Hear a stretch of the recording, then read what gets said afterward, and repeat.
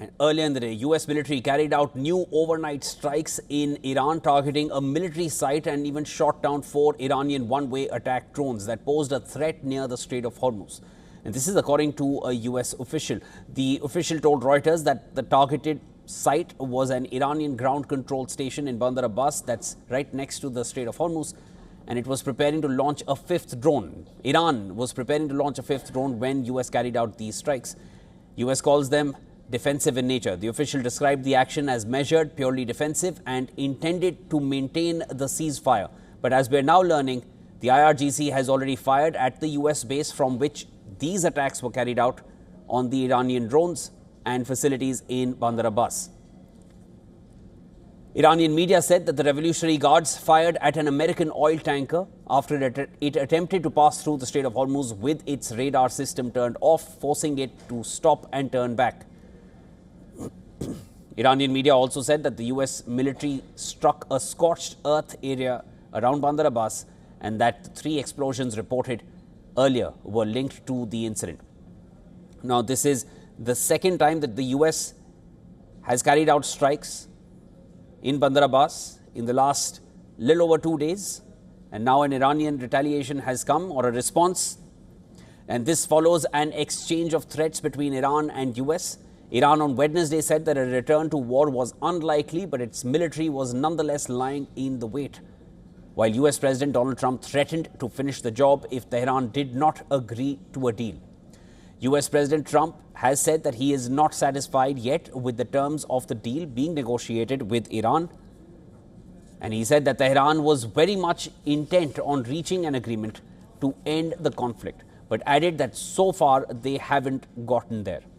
Also, a breaking development that we brought to you earlier, the US has imposed fresh sanctions on Iran as an economic pressure campaign targeting Iran's newly created agency that is trying to control shipping through the Strait of Hormuz. Now, speaking to reporters at a cabinet meeting, the US president repeated Washington's willingness to resume strikes if a deal is not reached. His remarks came after Iranian state TV reported what it described as details of a draft agreement.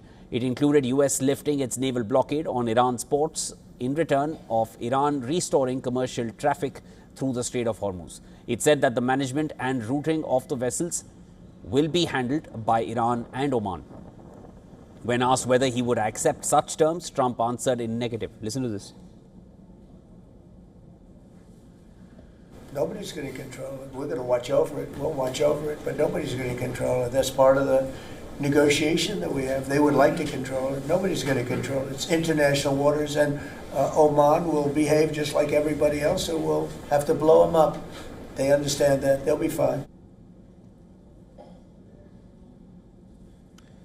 The US president also denied reports that he was considering easing American sanctions on Tehran or was willing to allow Russia and China to remove Iran's highly enriched uranium. The U.S. considering easing sanctions on Iran to allow Iran to sell its crude to market? No, we're not talking about any easing of sanctions or giving money. No sanctions, no money, no nothing. We have control of money that they claim is theirs. We'll keep control of that money. When they behave properly and when they do what's right, we'll let them have their money. But right now, we're not doing that, and it's not, one thing is not contingent on the other. And earlier in the day on World DNA, we were joined by Charles Kupchan, Senior Fellow at the Council on Foreign Relations. Here's what he had to say on the strikes carried out by the US on Bandar Abbas.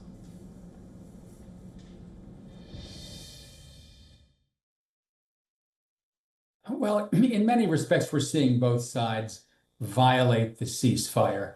And I think part of what's going on here is that these uses of military force are in the service of trying to put pressure on the other side to make a deal at the negotiating table. If either side wanted to go back to war, they have more than the needed excuse to do so. But the fact that the United States is going after a particular drone, a particular speedboat, a particular radar at a port in Bandar Abbas, that suggests that this is more about coercive diplomacy. The message being sent is, we are still willing to use force. We will use force when we need to, but we'd rather settle this at the negotiating table. Will this turn into a wider war? Could something trigger a more tactical use of force into a wider return to full-scale bombing? Yes, but at least for now, both sides are holding back. Both sides are still pushing and hoping for a deal at the negotiating table.